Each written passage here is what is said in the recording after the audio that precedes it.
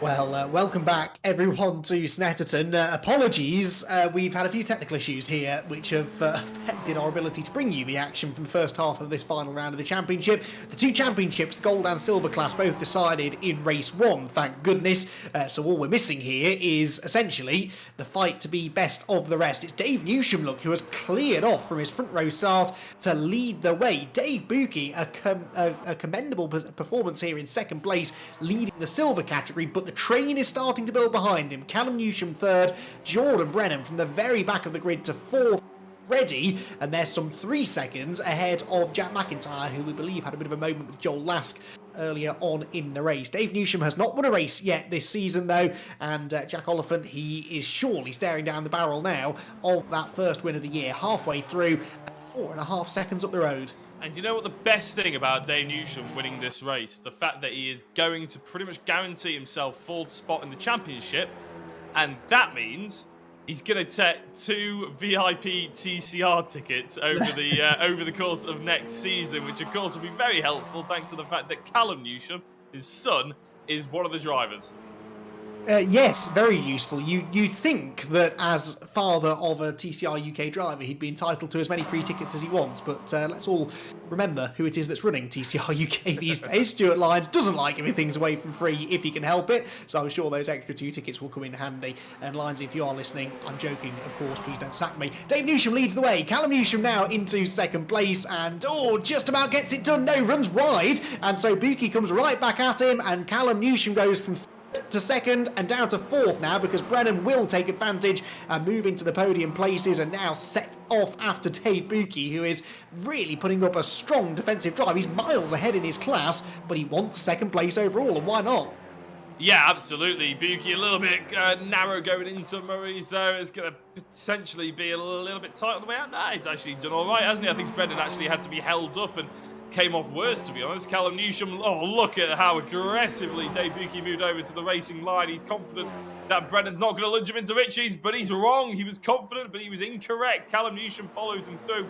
So Newsham went from third to second to fourth, and now up to third again in the space of half a lap. But through all of it, somehow our champion-elect, Jordan Brennan, has slotted his way up to second position. 8 minutes to go, essentially, and Dave Newsham, I'm sure, will start looking in his rearview mirrors and seeing Brennan's car, thinking, you know what, no, I'm desperate to get my race victory. It's my time to shine here, and he'll be driving hard from now on.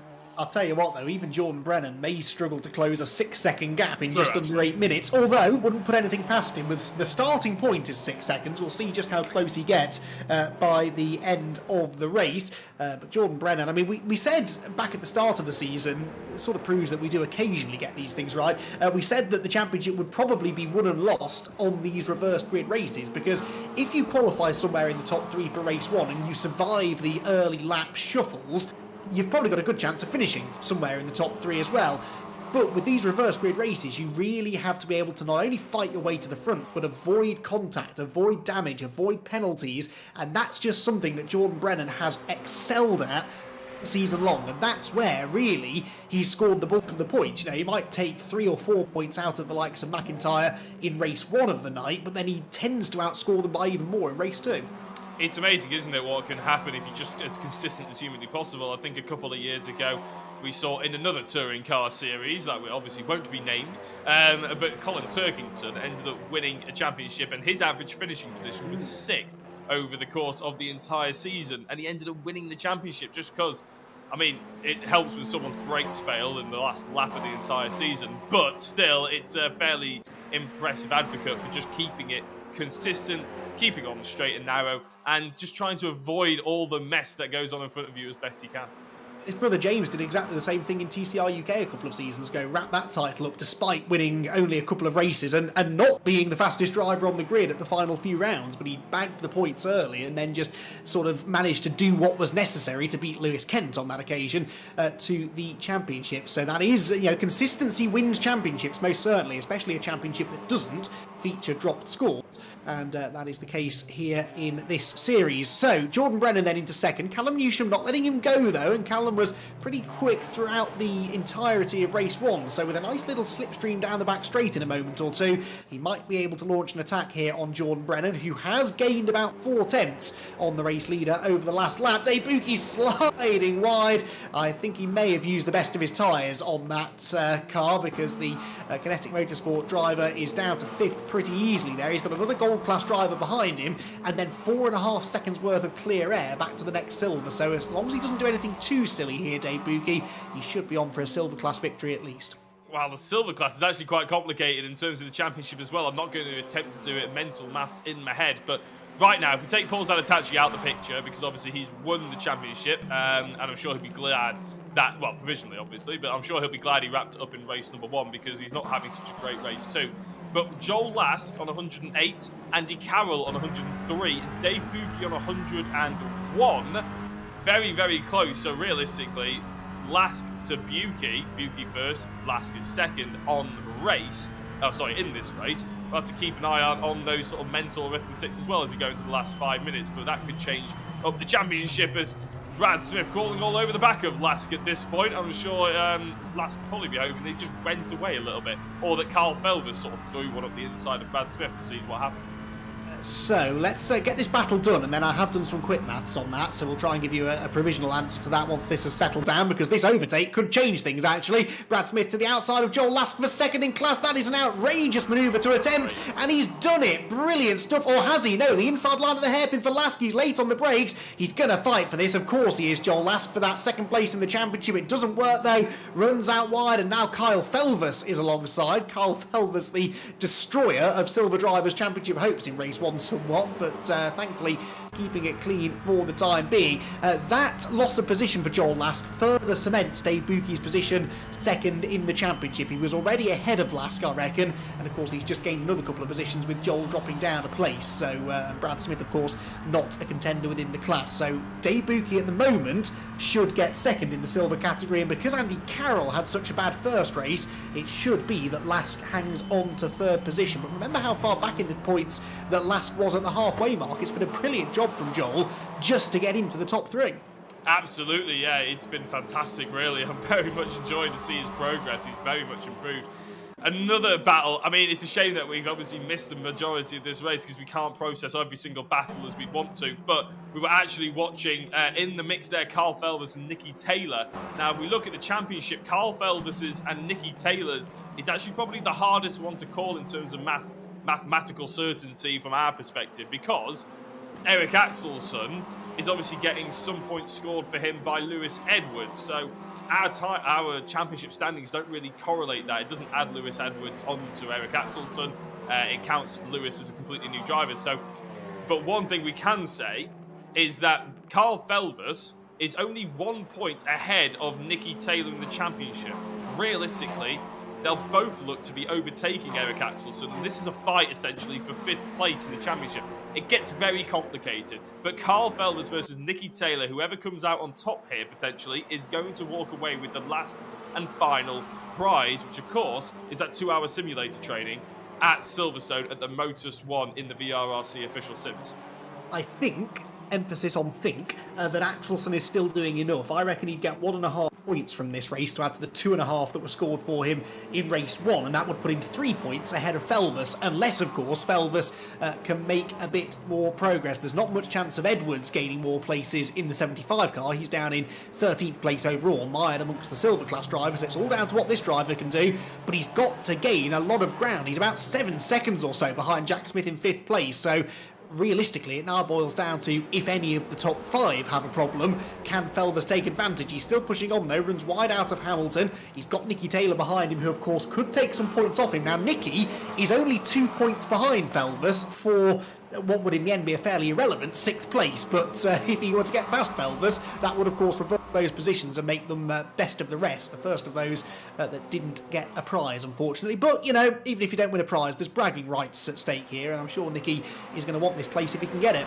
Absolutely, yeah. I mean, these two drivers have battled consistently since I've been commentating, since they joined the championships at VRRC. So the fact that they're still doing it here in the TCRs, I'm very much looking forward to what they get up to as we go forward. And obviously, we're not doing Thursday night action anymore. We'll just be doing Tuesdays in the Porsche Caymans. But these guys, I'm sure, will be signing up to that one and hopefully enjoying their racing here with VRRC for many moons to come. Right, this battle, though, is being headed currently, I believe, by, it's not Dave Bukies, it's Brad Smith, who's driven brilliantly considering he's driven for various different various different drivers as a substitute. He's been fantastic. But here comes Carl Felvers, and he's opened the door potentially into Ritchie's for Nicky Taylor as he tries to go around the outside of Joel Last. Nicky Taylor says, thank you very much, I'll go for that position. And straight up into the inside, but it looks like maybe Nicky's going to get held up. Carl going very late on the brakes through T2. Joel Last holding on to his position. He doesn't really need to, but he's causing a fantastic race in the final lap of this championship between Carl Felvers and Nicky Taylor. Oh, and Felvers hangs on for now, but Nicky's a bit quicker out of Palmer's. Will try to go to the inside, but Felvers beats him to it. Felvers might even go on the attack here to try and get past Joel Last. He's not quite close enough, so they actually all stay in the same order as they were going into Agostini. Back out of it they go then. In towards Hamilton we head. Dave Newsham, 3 seconds to the good, so Brennan has that gap over the last 3 laps or so, but he's just going to run out of time, I think, to catch the race leader. He is himself 2 seconds up the road from Callum Newsham. 2 third-place finishes for Callum makes him one of the stars of the day, and perhaps a candidate for driver of the day as well, I would say. Out of Nelson, though, comes Dave Newsham. He's only a few corners away now from finally getting that race victory. He's come close a couple of times, actually, especially in the second half of the season. A bit like his son, he's had the speed, and you give Dave Newsham clear air like this and no one around him to hassle him, and he is more than capable of bringing it home for the race victory. That is exactly what he's going to do. The final round of the Maximum Networks Touring Car Trophy, powered by VRRC, is won by Dave Newsham, who crosses the line to win by just over 2.5 seconds in the end from Jordan Brennan, the champion, in second, and Callum Newsham, another strong third place to go along with his third place from race 1. Jack McIntyre is 4th, Jack Smith is 5th, Dave Buki 6th, and everyone else trying to be 7th. It's going to be Joel Last that beats them to the line, but then some changes behind, maybe. No, Felvers stays 8th, Nicky Taylor 9th, and Brad Smith in 10th position. Fantastic racing there throughout. We'll get the confirmation of the points situation and who's going to get those prizes as soon as we can. But that, Jack, was a thoroughly entertaining battle, particularly towards the back end of the top 10. Yeah, it's obviously the bit that we got to see was absolutely brilliant. And to be honest, I think one of the highlights for me, Carl Felvers and Nicky Taylor reigniting an old feud. Obviously, a friendly feud, a professional feud. Dave Newsham giving Callum a little bit of a nudge there, reminding him who's boss and who can still win the races here. It's probably a little reminder to Callum, maybe, that as they go through the TCR rounds in real life, that he should still listen to his dad once in a while. Yes, I shall remind him you said that when I see him at the start of the season. Yes, here we go then. Let's get our final round of interviews done then. And Dave Newsham is the winner of the final round of the series. Dave, that feels like it's been a bit of a long time coming, really. You started on the front row. We missed, unfortunately, the first part of the race due to a technical issue. So just talk us through how you sort of established yourself as the race leader there early on.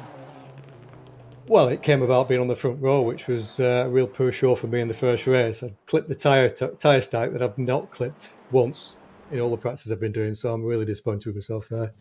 Because I really like the second race, I like coming through the pack. It was a bit boring off the front there. So, yeah, I got past Dave Buki. I think it was the second lap, just dive bombed down the inside into the hairpin, and Dave gave me room, and it was a nice clean overtake in the end. A track that you've had success at in the past, of course, as well, and I'm sure holds some pretty happy memories for you. Is there much that you can learn from your real-world experience, not just about physically driving the car, but the little nuances that you need to really excel on certain tracks? I always liked this track. I loved it. The real life track, I always loved it. I think I'm doing all right for an old bloke against these young hot shots, to be fair. So whether any of no doubt some of my experience from real racing has come towards this, but I'd like to be quicker, but it's just I'm missing a tenth or two, but it's been good fun though. It's been a really good championship. I've enjoyed it. We're going to chat to Callum in a few minutes as well, but a strong podium finish for him. He's excited about the season to come, and I'm sure you're a proud dad as well to see him now moving up in the touring car ranks, racing in TCR UK this season. An exciting season ahead, I think, for the Newshams. Yeah, we're really looking forward to it. The car is mega. Callum's really loves driving the car, so hopefully we're going to have a nice. We've got a Power Max behind us as well, so that's good. So hopefully we're going to have a good season this year. Yeah, fingers crossed. Look forward to seeing you both at the opening round of the championship, which is creeping ever closer. Congratulations, though, Dave, on that race win. A superb drive there from the front. And thank you for taking part in the season. Thanks, guys, and brilliant commentary from you guys. We put a really good show together. Oh, thank you very much. Much appreciated. It's been an absolute pleasure. Dave Newsham, then, the race winner. Jack Oliphant has our runner-up. Yeah, Jordan Brennan, only second place in that race too. Were you having a cup of coffee at the same time? What's going on? Yeah, only second place. No, Dave drove a brilliant race there. I couldn't do anything. The gap was way too big. But yeah, it was good fun race that. Getting through the pack. I had a really good opening lap with Jack Mack. We were side by side for like the whole thing, and I think we just got caught up with the car rejoining, so it ended that. But yeah, it was a really fun race. Well, obviously we didn't, had a few technical issues from our side, so we didn't get to see much of it. But what I will do is I asked Paul at the end of the, in the middle of the interviews, shall we say, because he provisionally won silver category. I'll ask you the same thing as well. You now have, provisionally, a test in a real-life TCR car. That must be pretty spine-tingling to say, considering obviously you've won it via a sim racing competition. Yeah, it's a mega prize. Considering the entry fee in this compared to the value of that prize is massive. So, I just thanks to everyone that's put the effort in to make this happen, and all the prizes that are on offer. It's been a really fun championship. Last couple of questions are mainly about that prize as well. Do you have a proper set of overalls and helmet and everything like that, or is that something you're going to have to maybe look at borrowing off other people? No, so the funny thing was I did a round of Civic Cup at the end of last season, and I borrowed old Dave Newsham's old overalls and helmet. Oh, there we go. Hopefully, obviously, maybe chat him up after this one and he'll let you borrow some more again. Yeah, hopefully. Well, fantastic. Well, congratulations, Jordan, and obviously that provisional championship win. Well done on the second place, but I'm sure you're probably, in the grand scheme of things, more excited about the championship. So congratulations, and hopefully we'll see you back maybe racing at VRRC on a Tuesday night. Yeah, I probably will be at some point, but yeah, it's been fun. Cheers, and thank you, everyone. Well, huge congratulations to our champion, Jordan Brennan, in the gold class. On to third place in the race, though, and it's an all-Newsham affair on the podium because Dave Newsham, the race winner, joined by his son Callum, who puts together, Callum, I would say, your most consistent night of the season. You saved the best till last very much. Talk us through the early laps there, because we couldn't really believe when we came back from the power cut that we suffered halfway through the race, we couldn't really believe how much ground you'd made up from that reverse grid. How did those first few laps play out? Yeah, it was crazy. I was just passing everyone at the start then, but it was good. It was good, clean racing, no bashing or anything, which I was quite surprised. But yeah, I was happy with that because my race twos have never been, the reverse grid ones have never been very clean for me.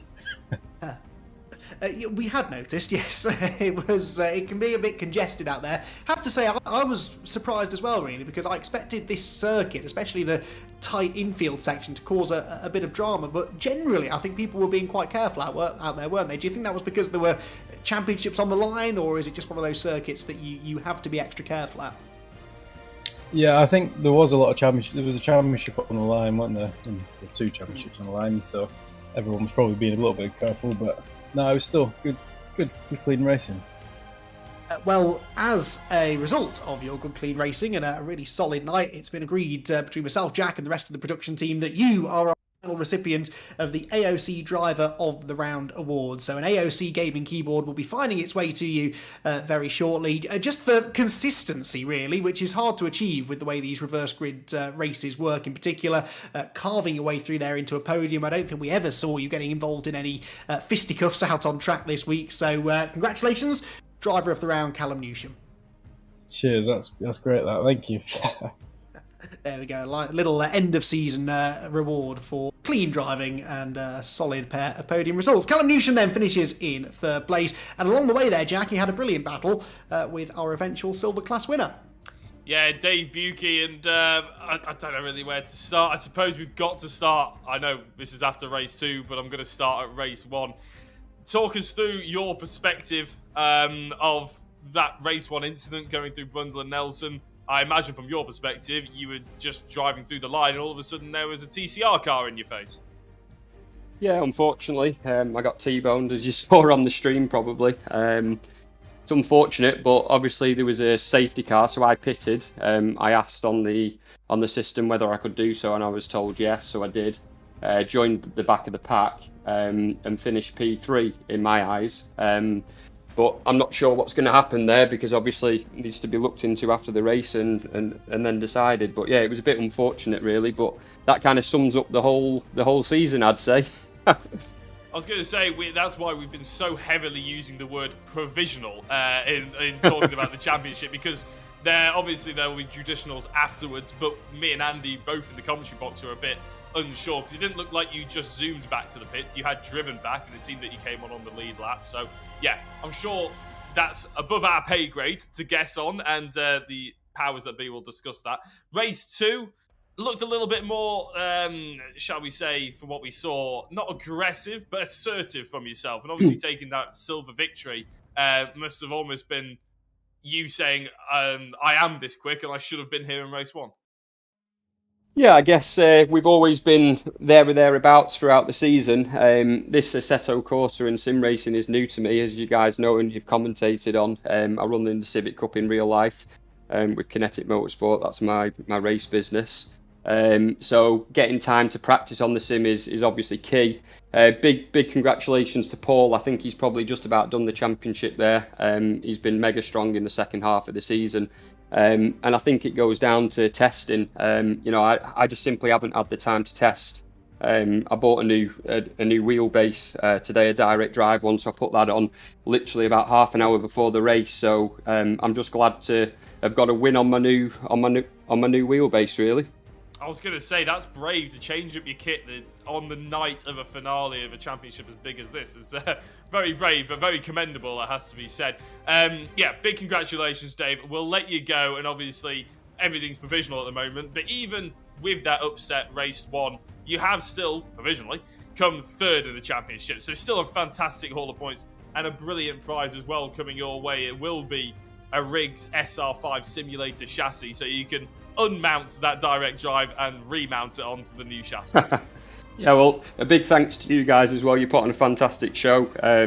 People watching at home can obviously see how good this sim racing is, and from a real driver as well, it really is good. So if you want to get that racing fix, make sure you get yourself bolted in one of these rigs and have a go, because it's fantastic. And well done to you guys for putting on this show. And all the commentary, and well done to Jordan for winning, and also to Paul. Hope you enjoy that TCR drive. It's a mega prize, so congratulations to you all. I think Rich Hayden from VRRC will probably be sending you a message saying if he can use that as a testimony to put on the website. I think it was thank you very much. Kind words, Dave. He can pay me if he wants, so I'll do a bit of marketing. I'm sure the invoice is in the post, right, Dave? No, I'm only joking. Cheers, guys. Well done. Thanks. Awesome stuff. Dave Bukey, one of the real characters in this championship. A championship full of characters and fantastic racing that we've enjoyed all season long. Jack, sadly, that's it for racing, though. We've done all the racing, we've totted up all the points. There are 1 or 2 amendments to be made, I think, to some of the lower positions in the championship table, but we are, I think, in a position where we can show you provisionally the... oh, no!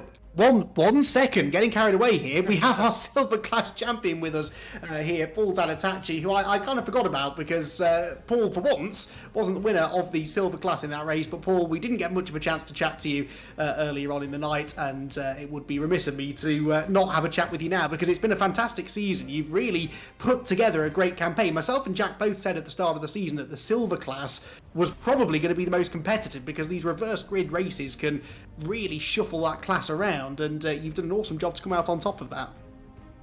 Yeah, yeah, I don't really know where to start then with that, really, I suppose. Yeah, it's I think the second half of the season is just sort of, as Dave said, I've sort of found my feet a little bit, and consistency sort of plays key in this with those sort of scenarios, particularly reverse grids, where it's tricky just to get through cleanly, I suppose. And yeah, over the moon with that.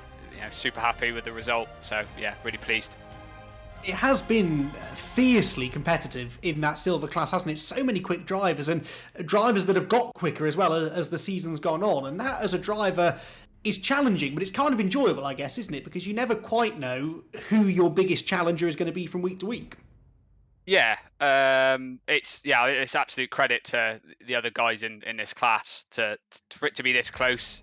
I think they came into this 1, 2nd, 3rd, and 4th are only separated by 1 point, which is just incredible. And I suspect had I not had such a strong Thruxton round, and I would have probably been in a similar situation to those guys. So yeah, I mean, it's massive kudos to them, and they've really pushed me. And I think just when they have a strong weekend or strong week, and then another one has another strong week, and I've kind of roughly been 2nd, 3rd most weeks, so just bagging consistent points where I can. Of course, one of the other challenges for the silver drivers is dealing with the gold class drivers as well, especially in reverse grid races. But we actually saw tonight in race 1 how perilous that can be when you and Carl Felvis were tapping each other. You were getting sideways a few times. I mean, we've spoken about it at length in the commentary. Does it ever cross your mind to just sort of let those gold class drivers go and just concentrate on your silver class position? From what we've seen, I'm going to say it doesn't enter your mind. I think it really depends on the situation. Generally speaking, I try and let the gold drivers through without holding myself up as much as possible. But I'm not going to just stop and let them pass, if that makes sense. So if they're close enough and I think they can get past without causing me too much time, I try and let them pass. And maybe tonight wasn't necessarily the case.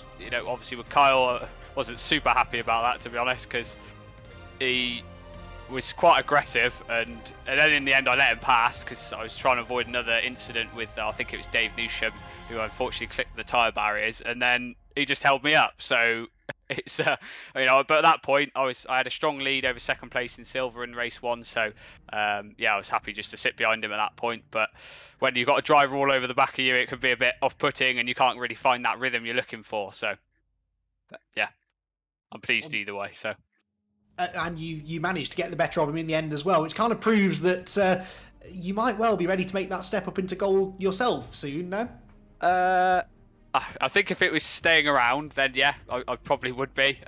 Which it's a bit of an honour really to be up there when the likes of Jordan, Jack McIntyre, Jack Smith, etc., etc. I mean, they're absolutely unbelievably quick, and yeah, I'm not on the pace at the moment, but it's always the strive to get faster and be closer to those guys, and and hopefully one day maybe beat them. So it's always what you're pushing for. Awesome stuff. Well, Paul, congratulations on the Silver Class Championship. You put on a real show for us over the last 6 weeks as well. Deserving champion and a hard-fought series as well. So congratulations. Cheers. Thank you very much. And I'd just like to sort of echo the words of the other guys. Just thank you for everyone for putting this on. Thank you to all the competitors. It's been absolutely fantastic. And can't thank everyone enough. So great job. Awesome, thank you, Paul. Really appreciate that. We've enjoyed bringing the show to everyone. I think everyone at home has really enjoyed the racing as well. I know I have. Jack, I'm sure you've enjoyed yourself too. It's been quite the season, hasn't it? And this is how it all rounds out with Jordan Brennan provisionally your gold class champion. Jack McIntyre gets second place, Jack Smith third, Dave Newsham fourth, and by 1 point, I thought it was 2, it ends up with 1 point. Kyle Felvers, actually no, sorry, they haven't. Yes, no, Carl Felvers will end up in 5th then, won't he? So Felvers steals that 5th place away from Eric Axelson by just a solitary point. But Lewis Edwards only scores half points to be added on to Eric Axelson, so that is why it's very difficult for us to even provisionally say it, isn't it? So it's a little bit complicated for that, and it's a bit of a headache, to be honest, isn't it? But if you want to find out who has come where and everything like that, once everything has stopped being provisional, then you can head over to VRRC social media pages, and the full announcement will be made probably by Saturday, I would say. Normally they're quite quick at the turnaround. If we have a look at the silver category, of course, everything, again, provisional because of Dave Buki, what he was saying in his interview about potentially registering as a lap down, but maybe not being a lap down, X, Y, Z. But Paul Zanatachi, we're pretty confident, is the race winner. The championship winner, as long as there is no proposals against him. He'll be taking home that half a test day. Joel Lask, currently in second place. Dave Buki, currently in third place. Andy Cowell, currently in fourth. And Martin Johnson, who I don't even believe was here tonight. I could be wrong, Andy, but I don't remember seeing too much of him if he was here tonight. So he's gotten 5th place, which is quite impressive considering he didn't even turn up to the finale. Yes, he definitely wasn't here. I guess that means he got 5th place. Quite frankly, I give up. I thought drop scores were complicated, let alone these half points. So yeah, I do urge everyone, if you want official confirmation of all of these points, head over to the VRRC website and you'll be able to find all of the details. Yeah, we believe Martin Johnson withdrew because of internet problems before the night. So that's not bad work then if he has got 5th place and he's been, I was going to say, sat at home watching. Maybe not if his internet wasn't working. But either way, without even having to turn a wheel, looks like he's secured a prize for 5th place. So that then unfortunately does end the racing action for the Maximum Networks Touring Car Trophy powered by VRRC. It is not though, Jack, the end of racing on the VRRC. There's plenty more where this came from. Absolutely, yes. So, this is a slight change to the usual postscript, shall we say, but there is a fun race to be held, this time on Saturday. We used to have it on Sundays, now we have it on Saturday, and we've got a fancy graphic to show it off as well. Fiat 500 Abarth around Road Atlanta, and to me, by the looks of that track map, it looks like the smaller Road Atlanta, although I could be wrong when you turn up on the night. It is still a fun race, though. So, Saturday, 26th of February, practice at 6:30. It runs essentially the same time and the same format of what you've seen today and what you've seen on Tuesday night. It's just not broadcasted. It's a bit of fun. And more importantly, is that it's free to anyone. You don't have to be a member at all. You don't have to be paying into VRRC at all. This is if you're sort of half thinking about, you're on the fence about maybe joining a championship, you want to maybe have a taster of the community and see how it all works. Maybe you just want a little bit of help in installing the mods on AC and you just want a little bit of guidance on that. Then jump on. Free race on Saturday. You get 2 races, obviously 1 reverse grid as well. Really good fun. And the Fiat 500 Abarth is a wicked little machine to be doing it in as well. Looking further forward, there we go. Brilliant. Right on time, Tom O'Farrell there. We're going through a fixed setup Porsche Cayman Cup. Now, Dave Marshall on Tuesday night said that these are basically big MX-5s. Rear-wheel drive, a little bit heavier, a little bit more power, a little bit more potent, but nothing too ridiculous. These aren't GT3 Cup cars by any stretch of the imagination. They are Cayman GT4 spec cars, so fantastic machine. Little bit more aero as well, but really looking forward to this one. This will be replacing the MX-5 Championship that got sailed and settled on Tuesday that we've mentioned a couple of times through this evening as well. Starting on the 15th of March, we're going to a very international looking calendar, not visiting the UK at all. Road Atlanta, Red Bull, Nürburgring, Hockenheim, Spa and Mugello. 6 fantastic tracks, 6 of the world's best tracks in my opinion as well. No longer gold and silver. I don't want to bore you with how the new systems are working, but it's a very big spreadsheet, and essentially there's performance, balance of power on each stage as well. Dave Marshall, I'm sure, will explain it in an explainer video on the socials going forward, but it'll be a success ballot system instead of gold and silver drivers. Right, last slide is the one you're probably most familiar with by now. It's the sort of spectrum of what we do here at VRRC. If you're into Forza Horizon 5 or just social sim racing, then by all means, the Discord is the place you want to be to chat about your mods, chat about any sort of big cruising events or anything like that, get involved. If you want to join any of our Assetto Corsa competitions or championships, time attacks and fun races, then you want to be on the Discord as well, so you can find out when they're happening, how much they might be, and how to get involved. And also, if you want to be part of the Assetto Corsa Competizione sort of weekly events, then you can do as well. Or the weekly stages of Rallycross on dirt. And basically every sim that you could possibly want, apart from GT7 at the moment, is there for you. It's going to be a fantastic year's racing. So please do get involved with VRRC. Link is in the description to the Discord. Just click it, sign in, and join the server, and someone will take you through it. Indeed, plenty to join in if you want to join the fun here on the VRRC. That, though, is everything that we have time for. It's been a challenging night for many reasons tonight, but we have got the 2 races in, and we hope you enjoyed what you saw. Keep your eyes peeled on the VRRC socials, not just for those upcoming events that Jack mentioned, but there'll be plenty more planned for the near future. If you want to get involved and race, or just sit back and watch some top quality sim racing, then the VRRC has you covered. My personal thanks to everyone here at the VRRC for having me along. I hope it's not the last time that I get to work with you all. Thoroughly enjoyed it. I'm looking forward to the real world season of racing getting underway in just a few weeks' time. Jack Oliphant, I'm not going to get rid of him. He's going to be along for the ride for a few events with me this year as well, which I'm really looking forward to. Jack, thank you very much for your hard work over the last 6 weeks as well. That's it, though, from the Maximum Networks Touring Car Trophy powered by VRRC. Thank you very much, everyone, for joining us. We'll see you again soon.